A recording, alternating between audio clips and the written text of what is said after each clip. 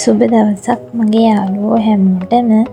ඔන්න ඉතින් අද මම ඔයාලට කියලා දෙන්න හදන්නේ දැන් හුඟක් අය හොයන මෙන්න මේ වගේ ලස්සන මල් පා පිස්සක් මහන විදිය. ඉතින් ඉස්සරෝම කැඩැන්ඩර් කොලයක් අරගෙන ඒකේ මලක හැඩයක් ඇඳගත්තා. ඊට පස්සේ ඒක වටේට කපා ගන්නවා. මේකේ පළල විදිහට ගත්තේ මං අඟල් 26ක් උසත් අඟල් 26යි ගත්තේ.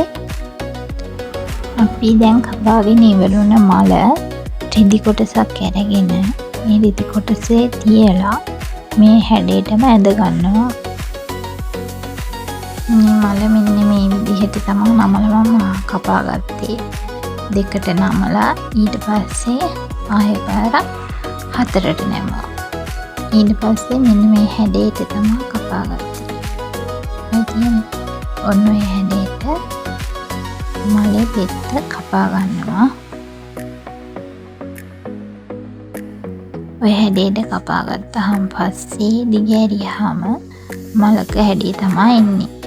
ඉතින් ඔයාලට මේ මල පත්තර කොලයකින් උනත් කපා ගන්න පුළුවන්. ඉතින් මම මේක රෙදි කෑල්ලක තියලා මේ විදිහට මලේ හැඩය කපා ගත්තා. ඒ කරලා දැන් ওই මලේ හැඩය කපාගෙන ඒක වටේටම නූල් ඇදෙන්නේ නැති වෙන්න වටේට අවුට්ලයින් එකක් මහගන්න ඕනේ.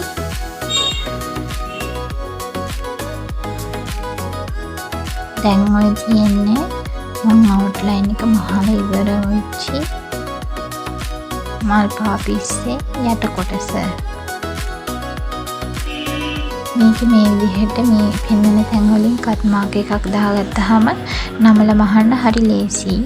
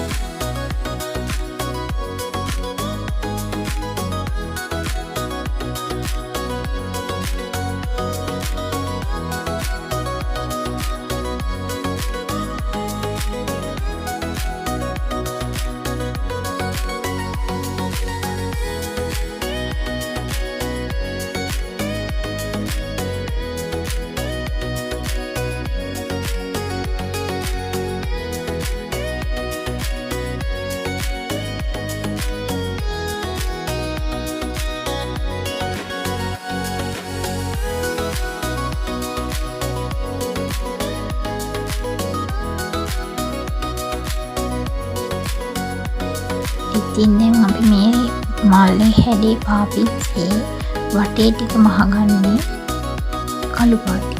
මොකද දන්නවද හැම පා පිස්සකම වටේ කළු පාටින් මැහුවාම හොඳ ෆිනිෂින් එකක් තියෙනවා වගේම පොඩි ලස්සනකුත් තියෙනවා. ඒ හින්දා අපි ඒක කළු පාටින් මහගමු.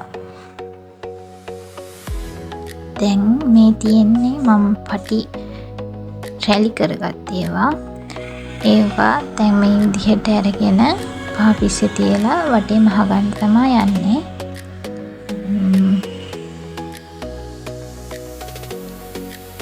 දැන් මේ විදිහට මෙතනින් ටැප් කරගෙන වටේටම මහගෙන යමු.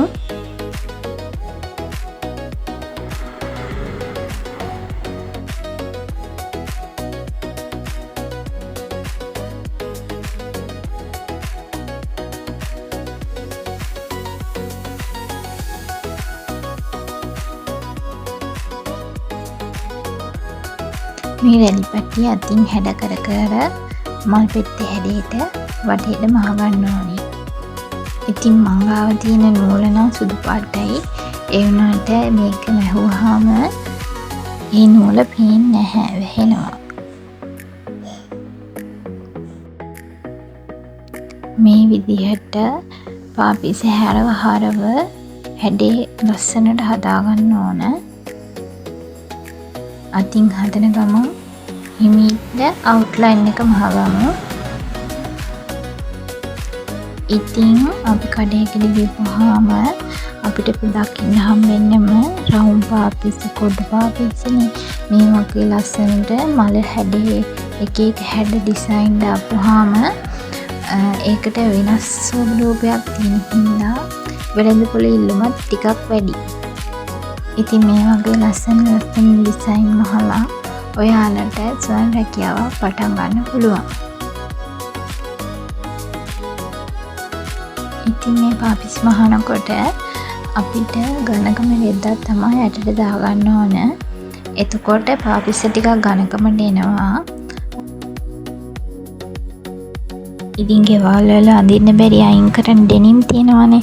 ඒ වගේ ඩෙනිම් කෑලි මූට්ටු කරලා කපලා ගත්තාම හොඳ ඝනකමට තියෙනවා.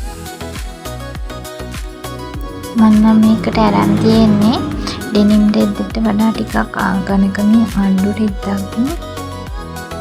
මම අහන විදිහට මේ රැලි එක උඩින් තමයි මැහෙන්නේ. එතකොට පාපිස්සේ අඩිය අපිට පේන්නේ නැහැ.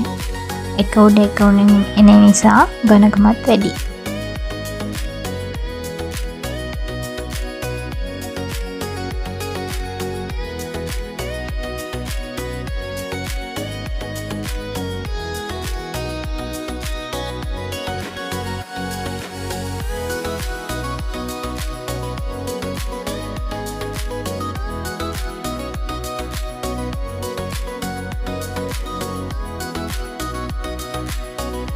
ඉතින් මේක මහගන්න එච්චර අමාරු නැහැ.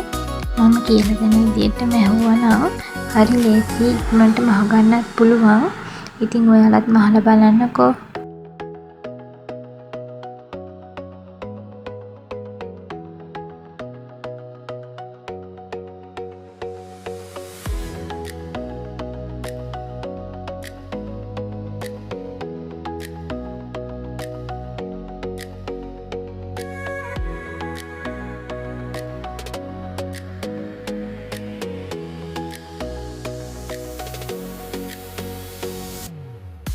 මේ විදිහට පාපිස්සේ වටේටම මහගන්නවා.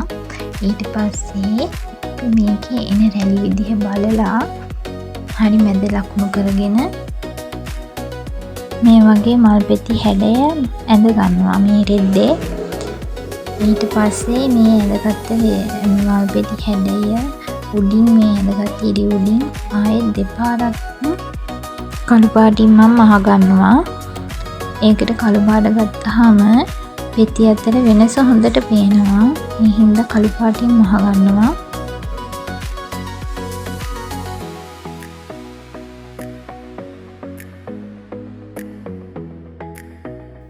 ඒක අපි රැලි දෙපාරක් මහගන්නේ හොඳට ඒතන වෙනස පේන්න ඕන හින්දා, පෙති අතර වෙනස ඒක පේන්න ඕන හින්දා දෙපාරක් මේ විදිහට මහගන්නවා.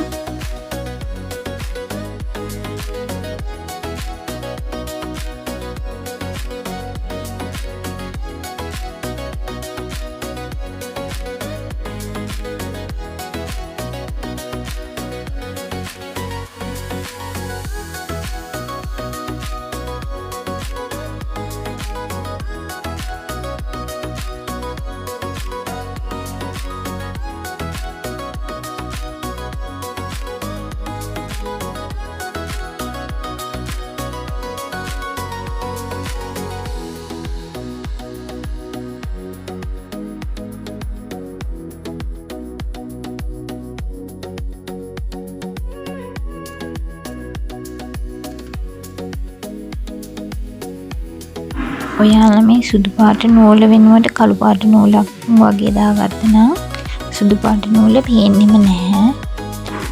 මම ඔය සුදු පාට නූල දාලා තියෙන ඔයාලට හොඳට පේන්න ඕන හින්දා.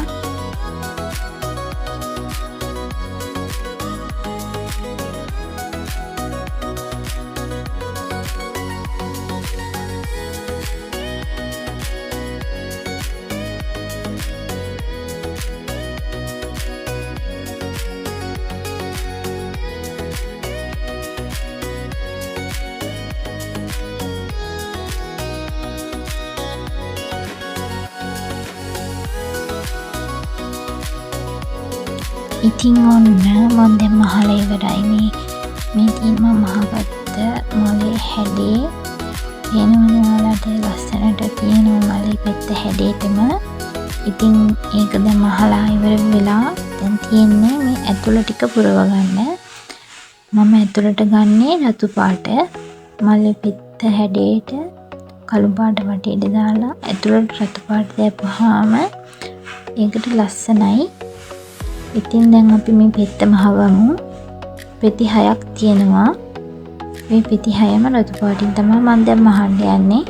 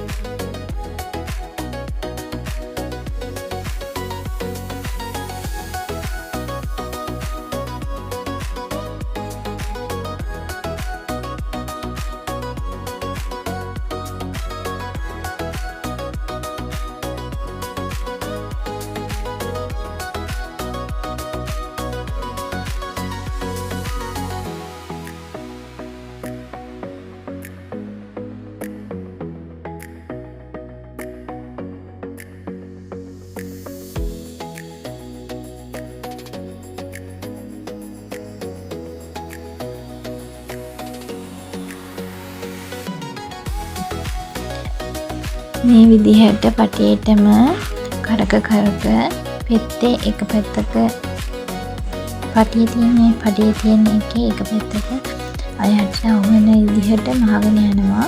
පෙත්තේ හැඩේ රවුමට මහගත්තාම ඒකට හරි ලස්සනයි. ඉතින් බලන් ඉන්නකෝ.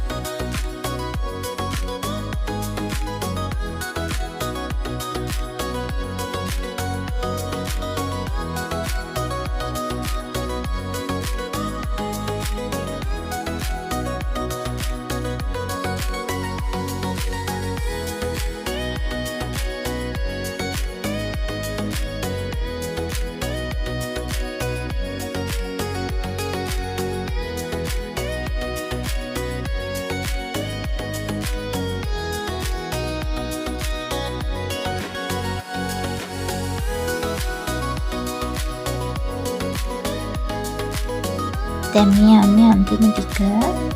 මේ විදිහට අන්තිම පට්ටිය මෙතන මේ විදිහට හරව ගන්නවා. ඒක පල්ලෙහා පැත්තට එන්න එකපාරක් මහ ගන්නවා.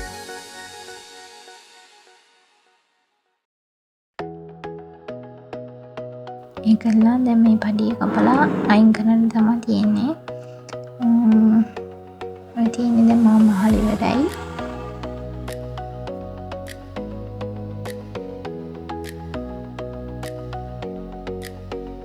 මේ විදිහට ඉතින් කපලා අයින් කරලා දැන් ආපහු ටැග් කරගමු. ටැග් කරගත්තාම ආයෙ ගැලවෙන්නේ එහෙම නෑ. හොඳට ටැග් කරගත්තාම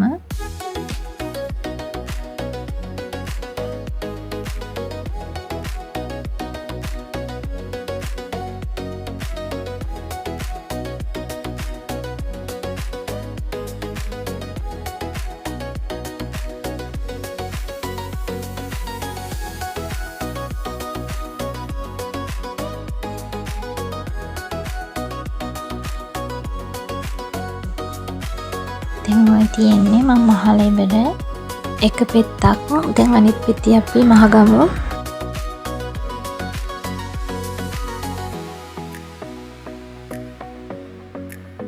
දැන් මම පාපියෙන් පෙති 5ක් මහගෙන ඉවරයි. දැන් ඉතුරු වෙලා තියෙන්නේ තව එක පෙත්තයි. ඒ පෙත්තත් මහගෙන අපි බලමුකෝ. ඔය තියෙන්නේ දැන් මම මහලෙවයි බාපිස්ස. ඉතින් කොහොමද ඔයාලා කියන්නකෝ මේක ලස්සනයිද කියලා. ඉතින් මගේ channel එක තාම subscribe කරලා නැත්නම් subscribe කරන්න. like එකක් comment එකක් දාගෙන යන්න. ඔයාලට මේ වීඩියෝ එක වටිනවා නම් comment කරන්න. ඉතින් මේ විදිහට මහල ඉවර වෙලා අනවශ්‍ය නූල් ටික කපලා අයින් කරපුවාම ලස්සනට තියෙනවා.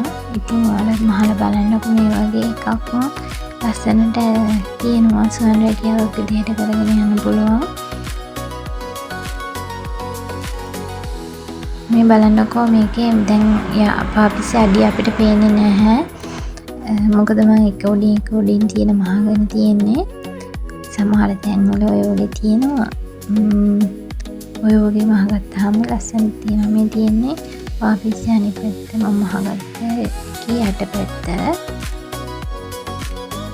මේ විදිහට පොඩ්ඩක් එළියට එන්න තිබ්බහම පාපිස්ස අඩියේ ඉතුරු ටික පේන්නේ නැහැ වටේට. ඉතින් ලස්සනයි කියලා කමෙන්ට් එකක් දාගෙන යන්න.